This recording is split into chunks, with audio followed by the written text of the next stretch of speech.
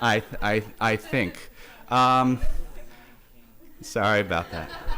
So look, right now, you need to take a break tonight. They're gonna have a great party, but think about coming back. Monday night, tomorrow night, We Are Not Princesses, a film about Syrian refugee women reenacting Antigone in London. It is beautiful. The night after, Rami Youssef, just a very funny person, a comedian who has a new show on Hulu premiering in 2 weeks. He will be here. Babylon, which is showing at 6:30 and all through the week, a film that was not released in the U.S. because it was the companies that would have released it were afraid it would incite racial violence. So these are the kind of things we do in addition to Singing in the Rain, which is already here earlier in the day. So thank you for putting up with the heat. Thank you for being here. And most of all, thank you to David Banks, the co-founder of Theorizing the Web and co-chair, and the person you're going to hear from next, Nathan Jurgensen, also co-founder, co-chair. Thank you, Nathan.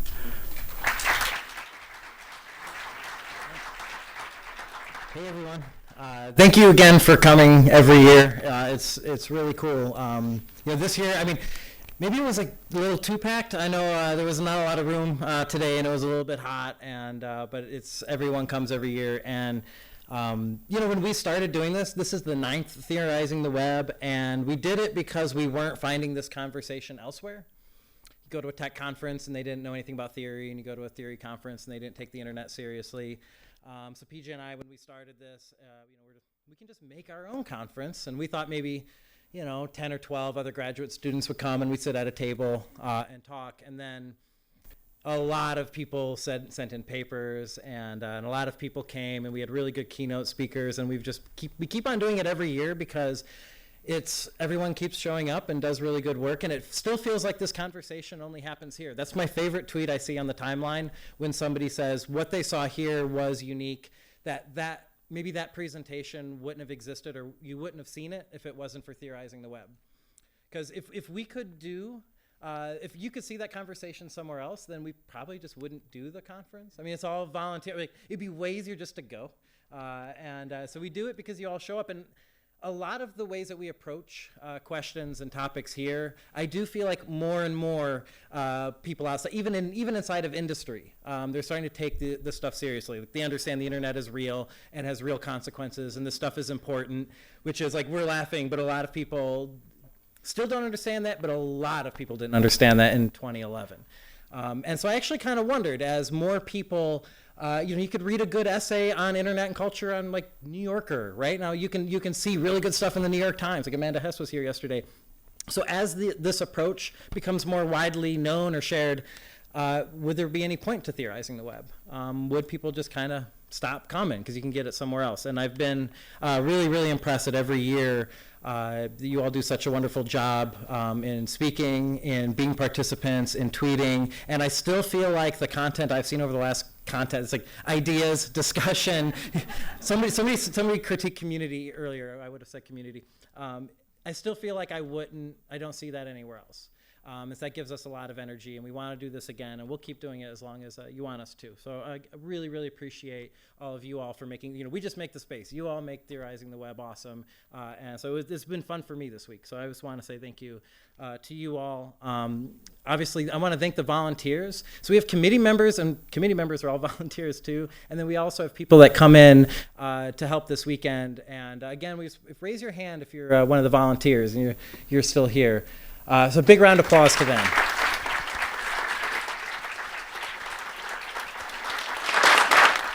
The committee, if you're a committee member, raise your hand. Theorizing the Web committee. Bigger round of applause to them. I want to do a special shout out to David Banks, my co-chair. He's been co-chair here for a few years. He presented at the first few Theorizing the Webs and then became part of the committee. He's now co-chair and has really done the heavy lifting as well on turning Theorizing the Web into a nonprofit. So next time you see us, we'll be a nonprofit, and it's going to allow us to do a lot of things. Yeah, nonprofits. Hell yeah. Yeah, we're going to need money. And it's going to allow us to, get donations, get money, be able to do more events in addition to the home conference here.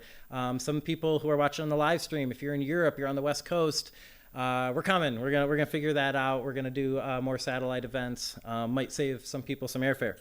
Also, I want to say thank you to Jeremy Antley, who's done a ton of work.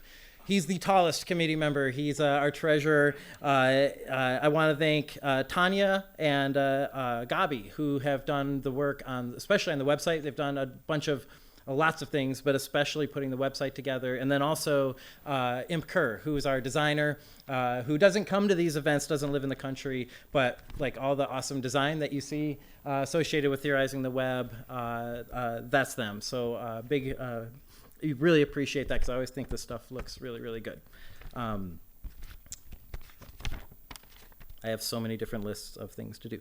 And also Jolly, who does in the Internet Institute, Pam and Duncan have been running the live streams. And you all are here. I mean, actually, a lot of you watched a live stream today in the room, and you see how good they are. They're some of the best live streams you'll see, and they do all this for us. So that's all I have to say. I want to especially thank the museum, and the museum has hosted us for 4 years now, and we've been in lots of different places, and we've never had a better fit. It's really amazing, especially Barbara and Lisa, who worked with us this year. Are you all here? Barbara's back there. Hi, Barbara. Big round of applause. Sorry, I'm exhausted from 2 days of this, so sorry if I'm not being totally coherent. Maybe I should just pass this off to our moderator of our first keynote panel. Actually, real quick, I just want to say the Run a Show, you have the program, you probably know. But after this keynote, it's going to be like 5-10 minute break into the next keynote. There'll be 2 keynotes. After that, there's a pizza and beer and wine party, so stick around for that. And then after that, we're gonna soon open up the paper submission system for next year. So think about, we gotta do something fun for our 10th annual Theorizing the Web. So okay, now I'm handing it to Danya Glabau, who's our moderator of our next panel. Thank you.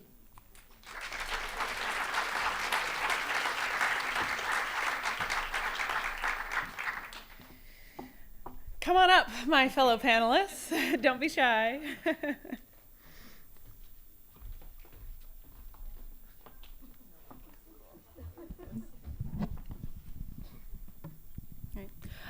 So welcome, everyone. And again, thank you so much to Nathan, the museum, the volunteers, the board, the committees, everyone involved in this. It's my second time being here, first time on this stage, and very grateful and excited about all of this. Today we're convening a conversation with myself and 4 other social scientists, researchers, educators, activists, and agitators to talk a little bit about digital technology and how it is shaping the delivery and experience of healthcare. So we have a number of perspectives based in the United States, and we'll also get into some of the sort of neo-colonial aspects as well with Jackie's work in Africa. We're going to get started here just with some brief introductions from each of us, a little bit about our work, and I will let each of the panelists introduce themselves as we do that. And then we'll get into talking about some of the themes that we've sort of noticed emerging between our various pieces of work in different contexts, at different scales, with different sort of theoretical and empirical concerns. So I'm going to start, since I am up here and I'm the moderator. My name is Danya Glabau. I wear a bunch of hats. I teach feminist science studies and other things at the Brooklyn Institute for Social Research. I teach social science for engineers at NYU Tandon School of Engineering. I also do some consulting work with a research group I run, Implosion Labs, and other kinds of writing, thinking, speaking, rabble-rousing.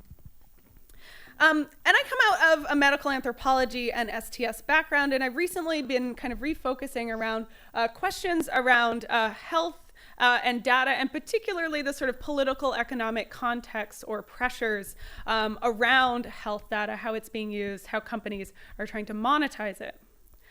So one of the things I've been thinking with, a kind of object, a sort of ethnographic object that I've been thinking with in the mode of an anthropologist, is this one health tech company called Forward, which is a kind of a subscription-based healthcare company. So you pay them $200 a month or less if they have a sale, because healthcare goes on sale now. Which their sale ended last night. Sorry guys, it's $200 again. And you pay a subscription and you get sort of concierge access to their healthcare providers in this kind of luxury setting here, right? So this is sort of their public face here from their website. And I heard about this because two different anthropologists sent me links and reflections on this company on the same day, February 4th this year. They'd both seen ads for it. So this person saw a Facebook ad and said, hey, have you heard about this new high-tech surveillance-y medical office concept? Is precision medicine mainly a new form of surveillance? Another colleague sent me a screenshot of the Twitter ad and just said, help, I need a medical anthropologist, right? And you can see why, right? Here's to the proactive ones, the data lovers, the wellness seekers, the ones who won't accept that their health just happens to them. We built Forward to you. Really invoking this sort of responsibilization ethic and a sort of ethic of self-improvement. This place has everything, right? Right? It's healthcare built to listen, right? It connects the different parts of your personhood and the different bits of your data. It's focused on prevention, focused on continuous care. You can understand yourself through a smartphone app. And it's whole body wellness, right? With this kind of mystery device that is like doing something to your skin, and also probably some kind of smart device that's like sending data about whatever is happening back to some centralized server for you to later see on your smartphone. And it's all delivered again in this sort of context of luxury. And so some of the things I've been thinking about sort of triggered by this example, and my very generous colleagues for sending it to me, are the ways in which digital health has this sort of promise of being able to tell us more about our health so that we can improve our health, right? And I think we sort of all buy into this, or we all want to buy into it, whether or not we're skeptical of some of the businesses and tools out there that might let us do it. And yet, this example in particular is sort of trying to actualize this in this very sort of specifically luxury setting, right? That sort of evokes a tech company sort of space, right? This sort of very minimalist, vaguely Scandinavian kind of space. You can go here if you live in San Francisco or New York to get your healthcare, but only within very sort of limited bounds. You can't have anything too complicated going on, or they'll send you out of network. So I just find it fascinating, right? That it's kind of picking up on this feeling, this desire that we now pretty universally have, right? Wanting to know ourselves better to be able to improve our health, and yet is sort of crafting it through the sort of the monthly fee, through the aesthetic, the different ways that it interpolates and reaches people, situating it as really something for the elite, right? A sort of luxury item of consumption. So I'm thinking a lot about this as a sort of symbol or an example of some of the business priorities, business practices, and ways that technology related to health is being situated in our health economy today. So I will wrap up there for myself, and again, we'll let each of the panelists say a little bit about themselves and what they are working on currently. And I think next up is Hined. So go for Hi it. everyone, my name's Hined Rafeh. I am a PhD candidate at RPI, or Rensselaer Polytechnic Institute's Science and Technology Studies program. I am a Haas Research Fellow, and I also managed the Politicizing DNA project in the Tactical Humanities Lab up in upstate New York. So my research probes how notions of risk, health, and identity influences the way that we regulate and analyze emerging technologies in Is this better? Oh, Yes. Oh yeah, there we go.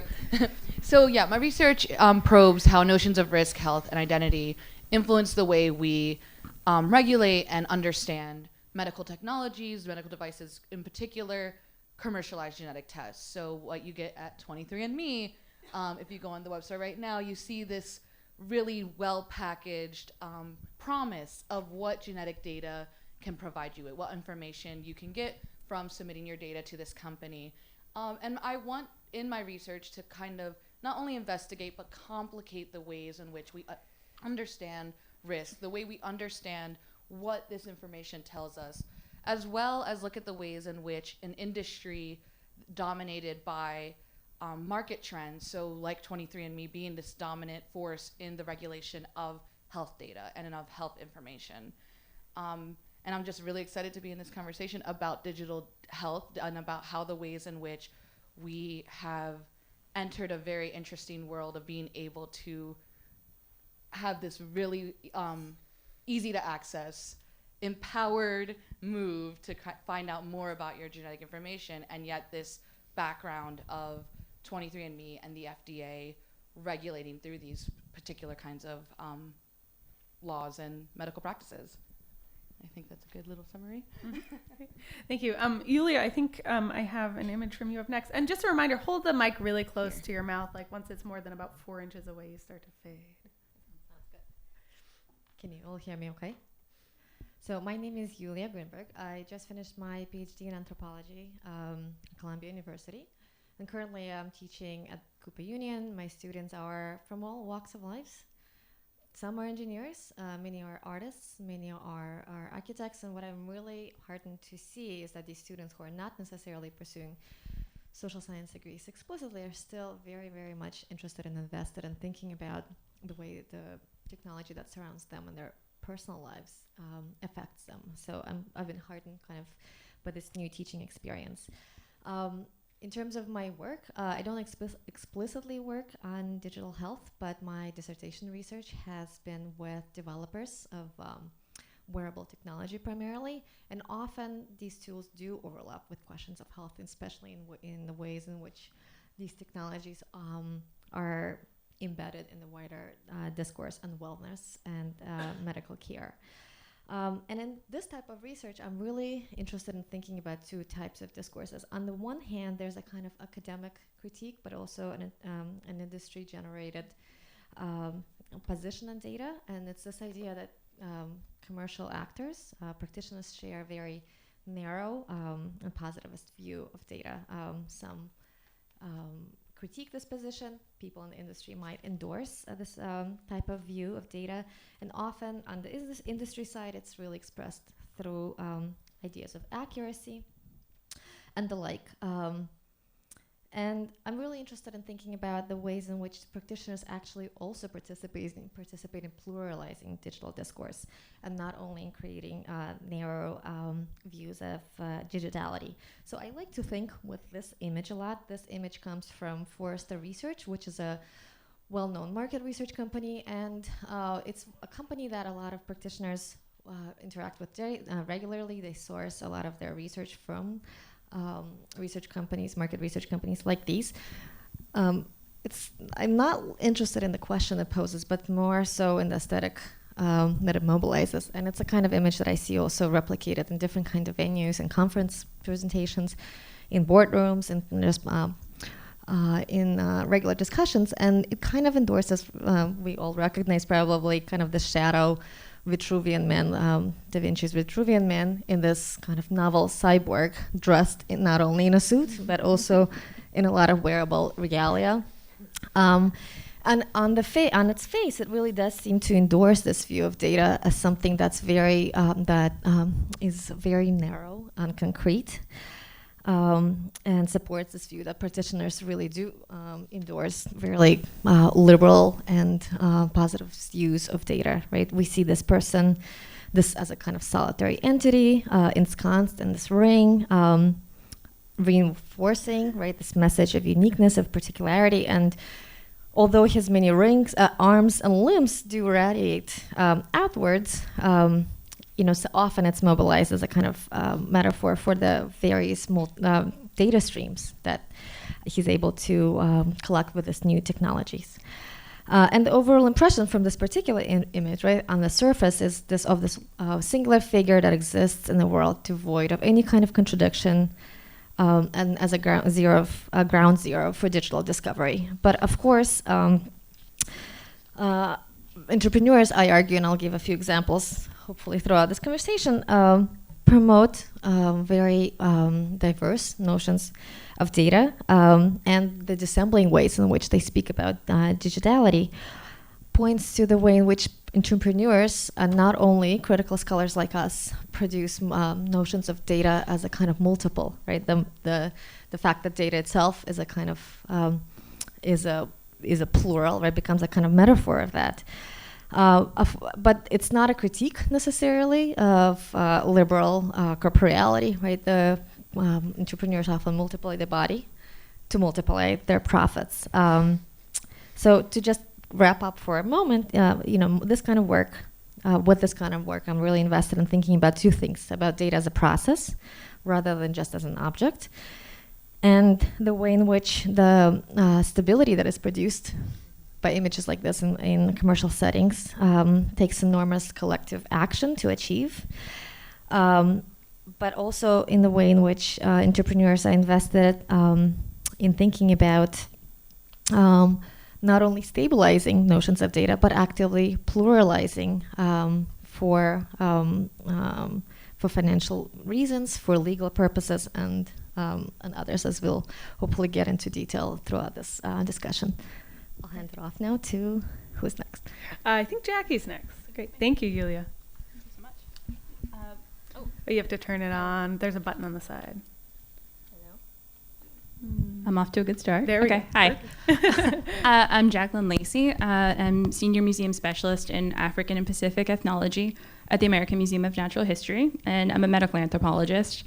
And I'm going to ask for your patience as I'm using paper a little bit, because I have to say you're an incredibly different audience for me to be talking to. And once you hear a little bit about what I'm talking about, you'll see why I feel a little bit strange but excited to be here. And my panelists have sort of given me their blessing to do a little bit of a heavy drop on techno-imperialism. I'm sort of going to drop all at once, and then we can go back to the bigger conversation. So, okay. So where I work in rural northern Tanzania and North Sudan, a significant portion of the people own cell phones, but they don't necessarily live on the electrical grid. So cell service and electronic charging capabilities vary widely.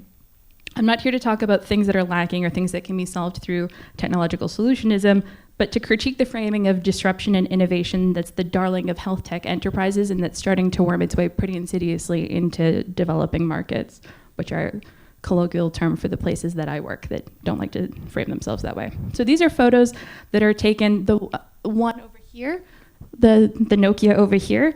It's a photo that was taken in the Omdurman neighborhood in Khartoum in Sudan. And the photo over here is from Sai Island, which is in the far north of Sudan, just south of the Egyptian border. It's the largest island that's in the Nile, and it is a particular site for archaeological excavation.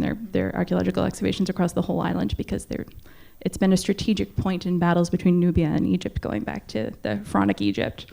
Sai Island is about a 20-hour drive from Khartoum, the capital, so it's a very remote area.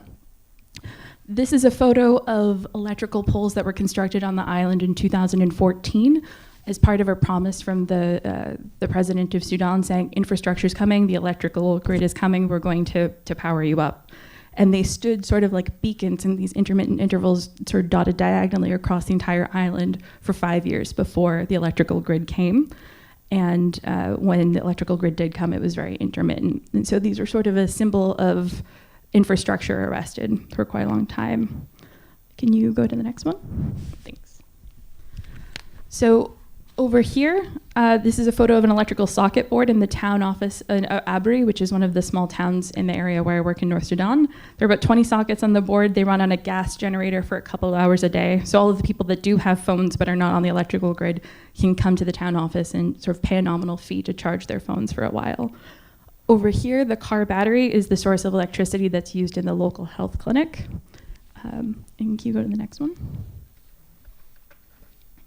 And here is a photo of the examination room in one of the local clinics. And on this side, this is the health register that is used by the office administrator in the local clinic. So when you show photos like these to tech people, they might jump immediately to what tech can provide here that will solve these problems. These are photos that are sort of seen problematically and urgently, immediately. The tech question might be, how can we innovate? How can we disrupt inefficient healthcare delivery and improve things here? Where I work in rural Tanzania and with Sudanese pharmacists, however, those are often family businesses, and the pharmacy staff themselves are the repository of the community's health data, and they work very efficiently. And it's often made through oral history or through record books like this. So from a local perspective, and for me, from an anthropological perspective, this is very rich, very network-heavy data. But from a tech perspective, this might be perceived immediately as inefficiency. Data that is unlinkable to wider circuits of data aggregation and dissemination is seen as dead-end data.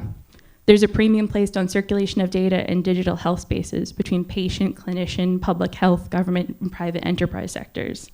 Data that isn't circulating in these networks is data that's seen as a loss of value and potential for those working on digital medical tech data in, quote, emerging markets. Can you go to the next one? Thanks. But the tech industry sees things like the explosion of the mobile phone market, which sub-Saharan Africa is the most rapidly growing mobile phone use market, projected to have 700 million devices by 2020. They see things like the explosion of the mobile phone market on the continent as a highly lucrative way to geographically expand their business to new market. There's a desire to actively disrupt traditional medical infrastructural development, jumping from record keeping that is paper and digitally connected across to like immediate digital only healthcare maintenance. To jump immediately to telemedicine, app-based healthcare, drone delivery of supplies, and smart medical devices in clinical and personal consumer settings. Tech companies such as GE in Tanzania, Novartis in Kenya, and Zipline in Rwanda actively indicate that they'd like to see countries like Tanzania and Sudan forego strong national public health infrastructure in favor of tech consumer models that use the proliferation of personal digital devices. So I've got the quote here because, as you can see, there's this, it's from a blog called The Medical Specialist. The quote is saying like, oh, if you can't get 200 miles to a doctor, you'll actively be thrilled to use telemedicine to talk to your doctor. And that, I think, is in sharp contrast with the type of infrastructural and sort of day-to-day reality that I'm pointing to in the photos in the earlier slides. What's seen as, what I see here is that the disruption, the idea of disruption's already happened. And it happened through the progression of colonial violence and to post-colonial instability that enabled neo-colonial public-private exploitation. I already see innovation in the photos, the first photos that I showed you in the local clinics. It's locally grown and it's locally adapted. That's not to say that there isn't an urgent need to expand health infrastructure and healthcare coverage. It's that I'm alarmed at the way techno-imperialism is becoming the next progressional stage, capitalizing on infrastructural instabilities and under-resourcing in post-colonial nations, without strong legislation in place to protect their citizens from privacy violations and assault on their personhood through the onslaught of unsustainable philanthropic initiatives and interventions. And those interventions mimic the semiotics of these purported beneficent interventions of 20th century farmer trials and 18th and 19th century missionary and colonial medicine projects in the continent. Projects from tech companies often end up being poorly veiled proof of concept trials that are taking advantage of a lack of privacy regulations in order to create products and services that can be monetized in the West. Until recently, countries receiving tech donations were in the position of performing gratitude for whatever health tech donations they received in order to help them address serious budgetary shortfalls. You go to the next one, last one. Okay. Yeah, thanks. But this has recently changed, and at a World Health Organization meeting in Benin last year, the WHO Regional Director for Africa, Dr. Machida Moeti, urged countries to take firm action to address the unregulated spread of digital solutions that have no chance of being scaled up to benefit wider populations, as it leads to a wastage of resources. If we want to be serious about how technology can be of use in helping heal infrastructural violence catalyzed by centuries of imperialism, we need to be talking about advocating for strong data privacy laws and net neutrality in post-colonial nations, strong regulation of resource extractive industries that ensure profits raise local incomes and regional public health budgets. We need to talk about making medical schools and occupational training programs and investing in them to create stronger locally trained and employed public health and clinical medical workforces. Not techno-extractionalism that uses data from small-scale philanthropic digital health projects that's thinly veiled subsidized R&D for Silicon Valley. That does not leave countries and communities stronger and healthier. It's ultimately a form of monetizing acute and chronic medical crises.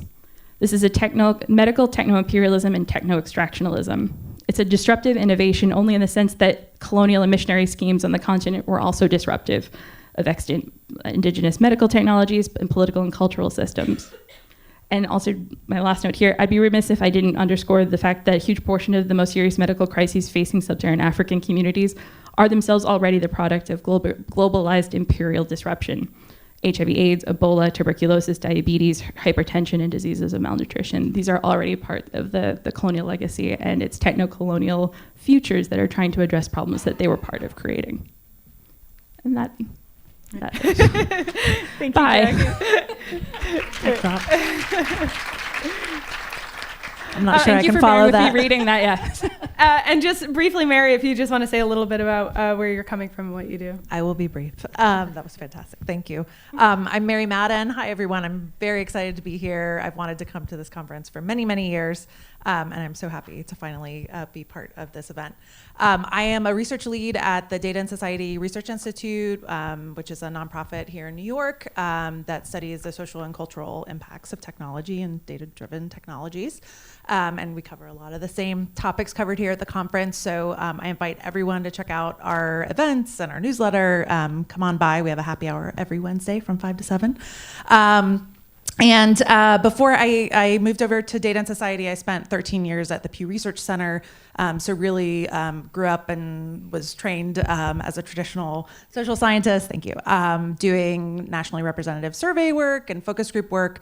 A lot of my research at Pew focused on understanding Americans' attitudes towards privacy, and in particular, post-Snowden, understanding how that seismic event affected people's attitudes and behaviors.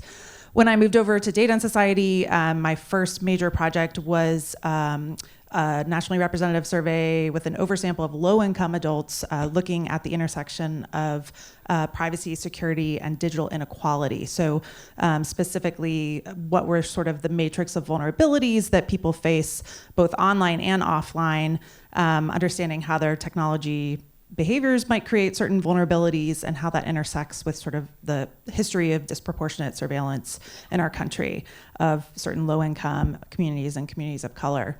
And so recently, in my work at Data and Society, I'm leading the Health and Data Initiative. We have a lot of different projects that are happening there. My colleague Khadija Ferryman leads a project on understanding the potential for bias in precision medicine projects. And so if you're interested in this topic, please check out her work. We also have a new project that is looking at mapping the emerging healthy tech ecosystem. And so I've been spending a lot of time thinking about sort of the boundaries of what is and isn't counted as health data and what we mean when we talk about actually the health impacts of tech use on our lives, and the extent to which Silicon Valley is engaged in a land grab to sort of claim this space of healthier engagement in all these different forms.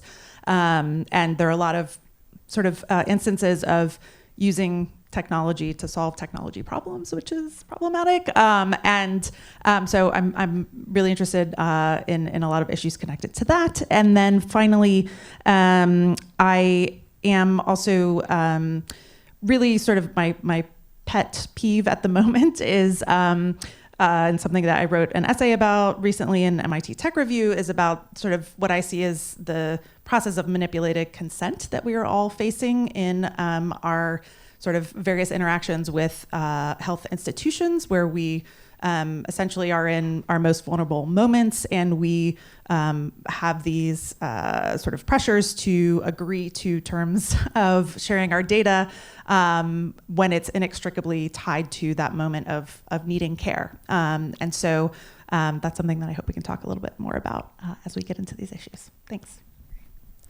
Awesome. So I'm going to join you guys over here and get into our discussion.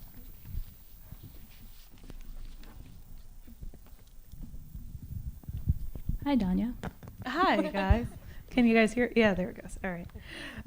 So thank you again for sort of laying out some of the topics, spaces, stakes of this conversation. And so one of the first things I want to think about here together is thinking about what are the different sort of species or genres of data circulating as part of the sort of health economy. And I will sort of come out and say, like, I've been very squishy with articulating what this panel is about, right? So I've been kind of saying it's about digital technology and health, right? And part of the reason I've been strategically trying to be a bit squishy about that because they're sort of within healthcare, right? There are different places where health data is important, even just sort of within the purview of where is digital technology sort of coming to bear on the delivery of care, right? So there's the digital health space is sort of the space where you're like using apps on your smartphone, right, to sort of monitor and track your health, and it's like largely unregulated, and it's unregulated because they sort of avoid saying words like diagnosis or treatment or health, and it's all about information and being able to sort of find the real and better you. A lot of sort of overlap there with health technology, which is kind of a broader category of just like the sort of innovation or entrepreneurial space of designing technologies, which may or may not be digital. They also might be a new surgical device for some aspect of healthcare, right? So in my mind, Yulyia, I'd be curious if you agree, but in my mind, something like the Apple Watch and these self-tracking devices might be health tech and may or may not be digital health, depending on how it's being used. But a lot of those devices sort of have the capacity today, or are sort of built so they could have the capacity in the future to be collecting, transmitting, aggregating health data, right? And then there's health IT, which is the sort of Epic and the these platforms that your doctors are like sort of typing in the data now when you go to see the doctor in New York City, right? These platforms that are collecting health data, communicating it to insurers, to pharmacies, and other organizations that is in the industry sort of thought of as separate from these more consumer-facing categories, right? But they're all sort of about collecting in reality or in potential and aggregating, transmitting, moving data around. So I've been sort of strategically vague with this, and it turns out that we had the shared interest as well in thinking about what are some of these different species, genres, types of data circulating in the health economy today.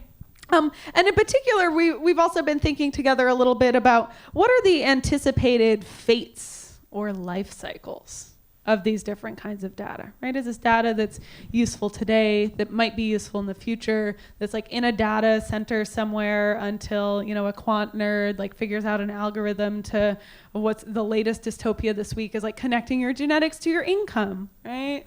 This team of UK researchers is like, oh, well, we did this because like we can do it better and we don't mean to be evil, so we should be the ones doing it, right? So there's many dystopias here. But I'd love to sort of hear from the panelists about, what are some of the different kinds of health data that you've seen? How are they used? How are they circulating and living? So maybe I'll take up that invitation and answer with some of my own experience from my own research. And in doing so, I also want to say being a panelist here makes me also want to be a participant because I'm kind of anxious to write down a lot of the things that you say, as well as to discuss my own ideas. And in particular, I really love your phrasing of data species and even more specifically data genres, because I think it's a really productive way of thinking about, and for me, kind of thinking about what it is that I'm trying to do with my own research. It's specifically around the language of aggregation that we're also familiar with in digital tech and health tech, as well as other spaces, as a kind of project in which digital tech companies are engaged with, right? They imagine their own vision as a vision of accumulation, right? And there's increasing anxiety around the quantities of data points that are being aggregated. But I'm also interested in ways in which these same practitioners are interested in disaggregating data and creating misconnections in the data set quite intentionally, and for not necessarily explicitly nefarious, but just more generally, perhaps more opportunistic reasons. So one kind of example that I like to think with in my research, been working with this group of, it's not even a startup, it's just a small team trying to develop a device for emotion tracking. already the emotion tracking component is kind of very euphemistic, because what it actually does is track skin conductance. So this transition from skin conductance to emotions, from emotion to skin conductance, already is very slippery. And one exchange in particular, I remember I was speaking, I wasn't familiar with this term, skin conductance. It's a very, it's a specific biomarker, and a very narrow one at that. Basically, it's a kind of secretion that becomes activated when the body enters fight or flight response. That could be more generally connected to a psychological event, but it's not clear what kind of event. It's not super targeted, super broad. So already we have this very narrow skin conductance biomarker connected to a very broad, somewhat physiological response and psychological response. But and I said, I don't really understand what skin conductance is. What is it? And she said, well, think about it as emotional sweating. And on the one hand, I think we have to take seriously that this was a kind of metaphoric device that she offered me, and that is often the manner in which companies, especially digital companies, interact with consumers, and especially consumers of health, health targeted data targeting people's health. I won't understand the medical language the idea is, but maybe the practitioner can help me translate in language that I can understand. I can understand emotional sweating. I can understand what this device does. It's not that different, perhaps, from interacting with kind of a host of metaphorical devices on our computers that our media studies scholars are writing about at the moment, right? We often interact with metaphors, with trash bins, with documents, with windows. So on some level already, there is a slippage here that's quite intentional. And one reason, for instance, to take advantage of these slippages is regulatory, right? We all know how much entrepreneurs love to talk about how much they hate regulation, right? Regulation interferes with progress. It outpaces, innovation outpaces progress is something we often hear. More generally, right, and competition is seen as a kind of its own good that we shouldn't interfere with. But more practically, regulation also restricts the way in which companies could talk about data, as well as opens up the way in which companies could talk about data. So by spurning regulation, right, one could say, well, I'm affiliating myself with a medical practice. I'm helping somebody use this device to track their emotional state. And that could be a compelling marketing tagline, right? At the same time, when it comes to regulatory accountability and taking responsibility for the effects of this data, or perhaps for the lack of effect of this data, it's very easy for companies to say, well, you know, we didn't really produce any medical data. This is just mere suggestions, right? These are toys. Let's not take this too seriously. So corporations often play in the lines between these rhetorical lines to both stabilize and appeal to medical language at the same time as kind of taking refuge in the fact that they're not actually participating in this discourse too seriously. So they're straddling both ends, and that perhaps maybe is as concerning as privacy violations, because Let's stay on this topic. Yeah. I'd love to hear from other people before we get too far into the regulatory questions about this sort of question of what are the sort of species or genre of data. Yeah. Anyone else want to jump in? I can think of one that's sort of a dystopian genre, to use two of the words from your question. So one of the ones that particularly comes to mind for me, I mentioned the Novartis project in Kenya. That's a project that is labeling pharmaceuticals in different pharmacies in a part of northern Kenya. And by making inventories that are digitized in these different pharmacies, part of the feature of the system is if one pharmacy is running low on a medication and there's a surplus in a different medication, they'll move medication between those pharmacies. And so that encourages sort of a double scarcity model when you are already dealing with each of these pharmacies, dealing with working with a limited number of supplies for their communities in the first place. And so they've received these pharmaceuticals that they can deliver to their local communities and families, and all of a sudden a digital tech startup is coming in, putting barcodes on it and regulating and telling them to move them to neighboring clinics. So it from the get-go sort of encourages a bit of a hoarding model, and it discourages sort of full transparency in using that system, so you don't have medication that's taken away from your clinic, as opposed to going to like pharmaceutical distributors or hospitals or dealing with sort of larger, safer institutions. So for me, that's a bit of a dystopian one because it is putting like frontline clinical providers in the position of using this medication or hoarding this medication for their own community's usage or spreading it communally. In terms of the other genre, I would say one thing that is maybe distinct in the context that I work compared to some of the other examples, I do think that there will be nationalized opt-ins in a lot of these different tech innovations as they scale up. I think that what I was pointing to before in terms of a lot of these are like still in one-off stages where they're philanthropic initiatives, product is delivered in a region or in a community, there's a lot of positive press, that information is sort of taken in the aggregate and brought back to the original company, used in R&D, often to make a product that they can try to sell to, say, a US government contract for dealing with like rural medical provision or military medical provision. I think that at a certain point in time, especially since the United Nations and World Health Organization are really emphasizing this idea of, listen, we need to really pare down on all of these different tech startups that we're working with. There's a huge wastage going on. There is a lack of coverage that is moving us further away from the objective of universal health care. So I think that there will start to be more selective choices in terms of this is going to be a partnership that's going to roll out nationwide. The industry side is going to have to put in X amount of money, not just for the initial tech buy-in, but for follow-through for X number of years to make sure if wearables or if computers or maintenance devices, as those die out, as they're sort of implemented in the field, that they're replacement devices to make sure it's sustainable. I think that's different than what we were talking about a little bit before in terms of there's so many different, say, like patient portal programs in the United States that there hasn't been one that's raised to the top of the stack and has sort of become nationalized for patient digital information communication. I think that there will be nationalized digital health tech in several sub-Saharan African countries before we see that here. Fascinating. So, am I back on? Okay. Types of data. So this is one of the places where like my mind just explodes because there are almost no bounds to the kind of data that can be considered health data or monetized or colonized.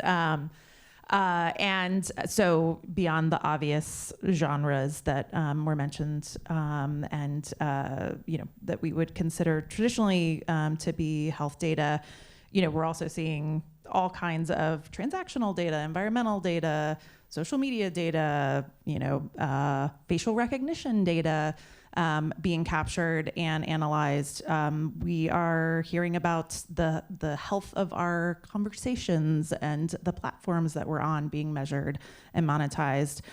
So essentially, speaking about the regulatory framework, there are many different ways to sort of get around those systems if you are inferring something about someone's health or well-being from other kinds of data, or you're combining, making predictions, risk scores.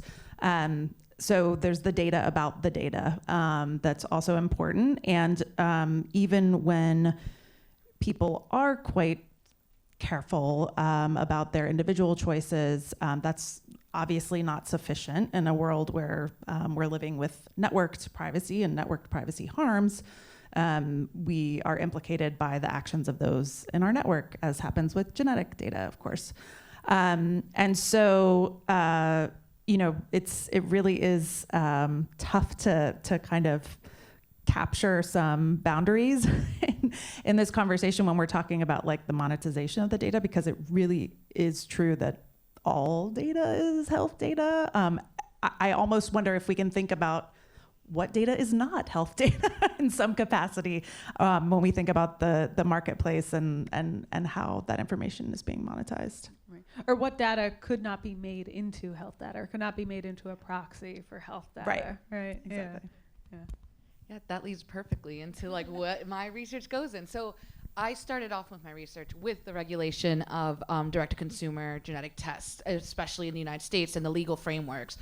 And that is actually what came up, was like, wait a minute, what kind of data are we talking about? Because in the legal classifications of genetic data don't always match up with popular conceptions of genetic data, with companies' usage and the way their terms and conditions define genetic data. So this past semester, actually, with my lab team and with my undergraduate researcher, Hazel Liram, who was a participant today, hey, we actually discovered we kind of were able to catalog the different ways genetic data is already set into categories. And outside of that, what data is considered personal.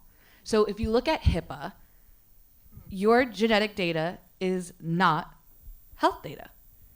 Your name is, your registration information is, your email address is, but the actual, and the interpretation, the kind of like, oh, a physician saying that this is the BRCA gene or the BRCA gene 1, and maybe you have it, maybe this, or maybe this genetic code has this, isn't actually regulated in the ways we would assume it to be as health data. And my lab kind of created our catalog for our own ways, these like 3 tiers of DNA data that what we're actually talking about. So the first one being raw DNA, your spit, your blood, the cheek swabs and the hair that you leave behind, the spit that you leave behind on a cigarette butt and throw it in the street. That's one form. There is no regulation about that. Companies can, when you sign up, can tell you what they'll plan to do with that. They can maybe destroy it, they maybe store it in a bank, but there's no actual regulations on that biobanking. The second tier is this, like the G's, the A's, the T's, the C's, what we would call your genetic sequence U.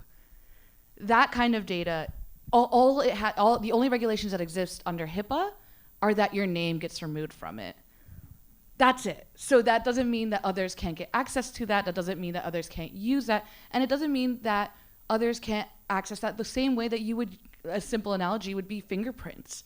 Like, yeah, okay, your fingerprints can be taking your name off of, but they're yours. All it takes is getting another sample to compare it to if somebody else has it. And then the third one, which is what we see in these companies, are the DNA interpretations. So this is where the analyses that you get when you do a direct-to-consumer genetic test, whether it's health or ancestry, it is very much an interpretation. It is a human decision of what your genetic code means to us socially. So I think not only is this question about like, well, what's DNA data versus your personal data legally defined, but also are we understanding the different forms in which DNA exists in this raw materiality, in this science of the genome, and then in our human interpretations of what the genome actually means.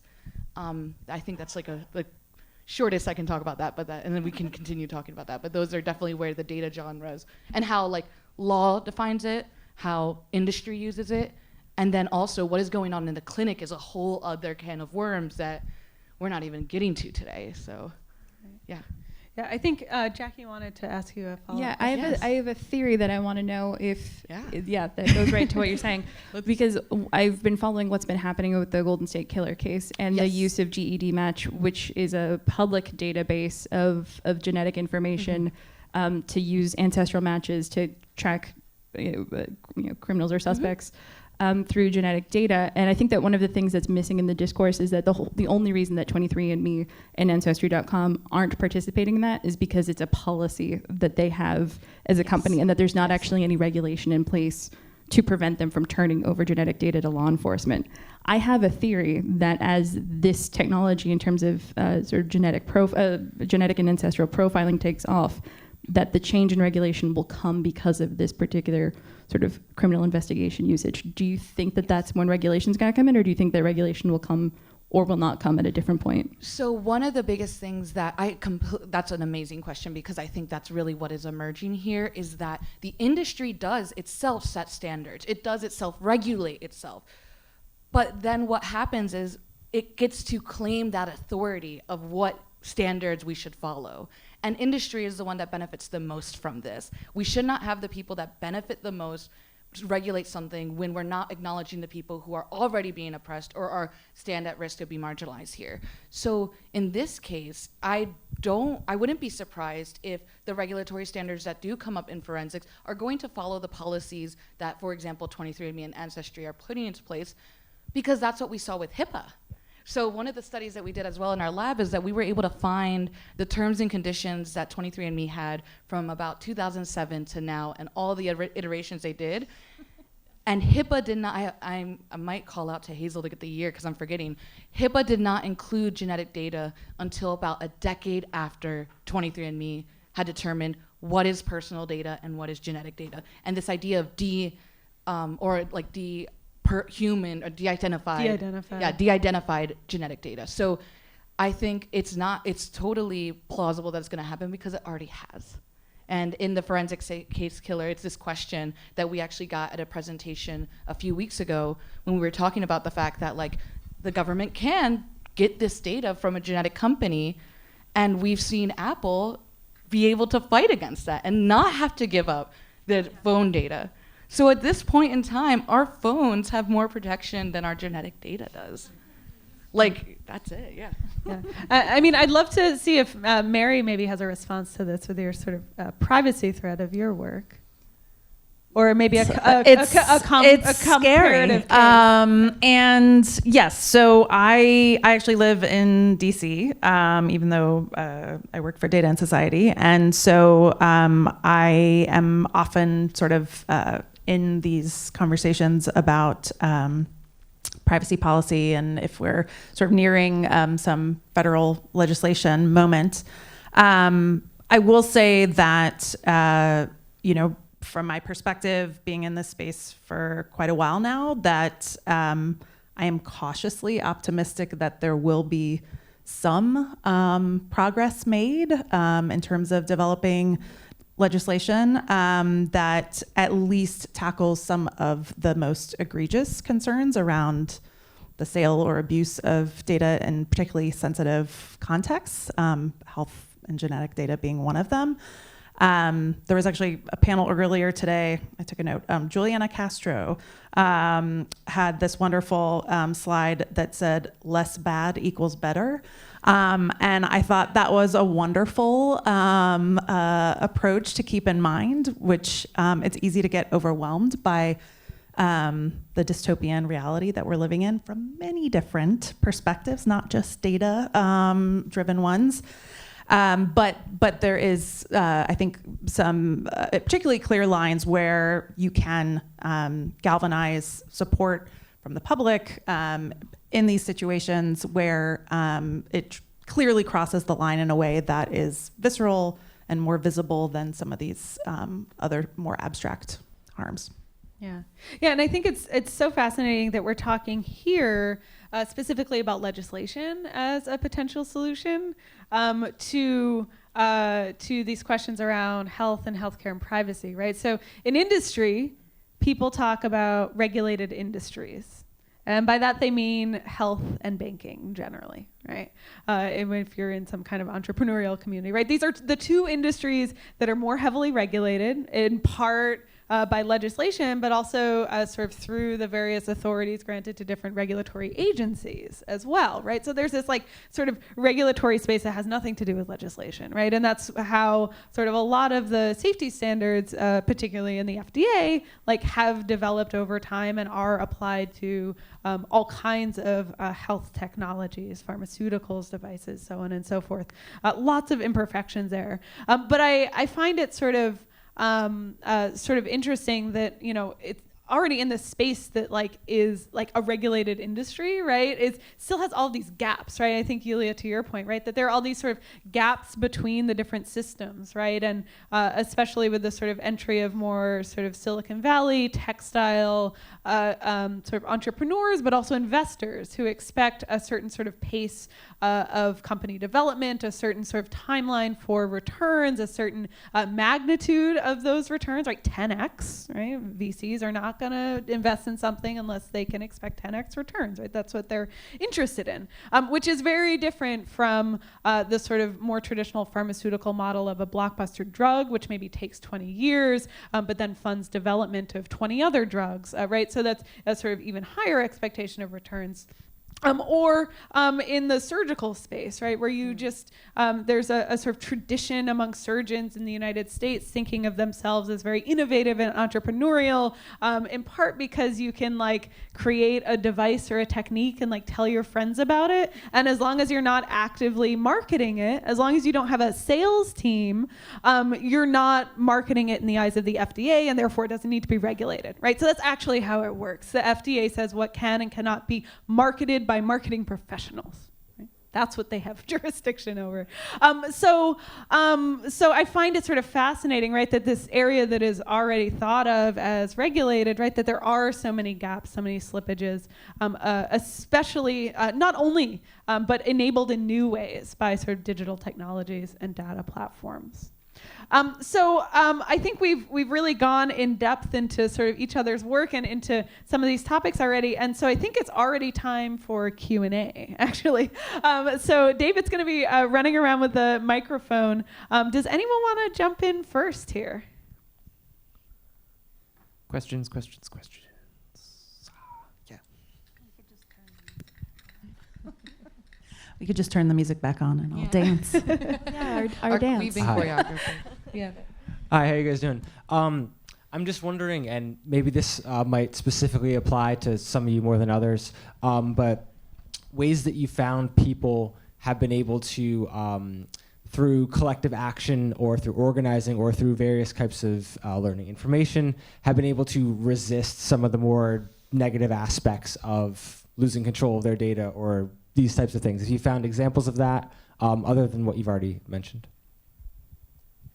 Well, I mean, I can say mine really simply. When we're talking about digital health aspects in Africa, for the most part, no.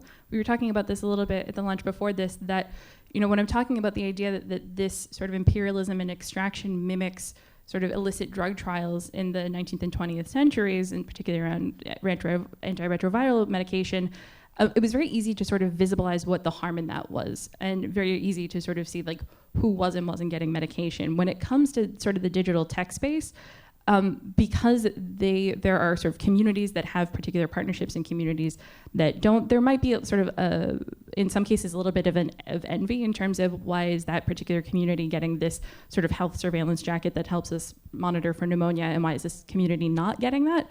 But there's more of a desire to be able to use that type of technology rather than seeing it as extractive data, because that's not even part of the conversation. It's sort of seen as this beneficent provision. The sort of informed consent part of it, the use of data anonymously or otherwise, isn't part of it. So the idea of resistance isn't there. It's people really talking more about how to opt into it more, how to nationalize it, how to make it more widespread. I think that as that conversation on making this type of tech more nationalized, more ubiquitous, I think as that conversation and as the industry progresses, we'll start to get to the conversation on data, but that's going to require a conversation first on actually laying down data privacy laws in the countries that we're talking about, and that's still a pretty nascent conversation, because we're still talking about areas that are sort of connecting to the web increasingly as we speak. So I think that it will happen, but not yet. Sorry. I should just leave this on.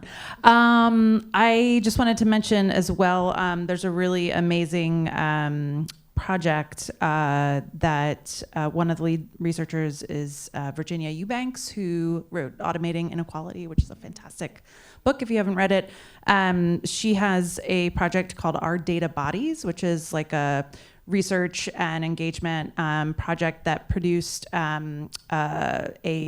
I believe it's called the Privacy and Security Cookbook or something like that. But it's all about sort of strategies to resist. Also, Helen Niesenbaum is another person here in New York who has done a lot of work with research and education around obfuscation. I can never say that word clearly. It's a mouthful. So some practical strategies on an individual level. Of course, then there are fantastic advocacy groups as well, EFF and others who are very much engaged in resisting on Capitol Hill. So happy to connect you with groups afterwards if you want. Yeah, and I'm also, I know there's at least one group out there that's sort of organized as a nonprofit trying to develop and manufacture pharmaceuticals. I would be really interested in seeing if there was more space for non-profit business models, so to speak, around health data and digital health, and if that would sort of change some of these incentive and investment and structures, and maybe even change the sort of rules of engagement of users and patients as well. There's also, sort of various collectives sort of doing demonstration projects of how easily you can replicate health technology devices. So there's a group that does this around the EpiPen, which my other project is on food allergies, where EpiPens are very important. Right? An anarchist collective that makes EpiPens and teaches you how to make them for like $10 or less. Right? So I'm really interested in those sort of experiments as demonstration projects, but also is there some way that there's like a space there that I haven't really put my finger on yet, and I wonder what it would look like if that space, that sort of people of institutions, was also active around health data. Maybe just one thing to note, this idea of resistance, kind of again in a very familiar now neoliberal frame, places the burden of protection back onto the people who are suffering. Rather than placing the onus for providing these resources onto the people who are disenfranchising folks or making medical care that's essential inaccessible or financially too remote. So again, I think resistance is valuable, but it's also probably vital not to place that burden exclusively on the people suffering, would be kind of my concern. Individual resistance means that something has already gone very wrong upstream. Mm-hmm.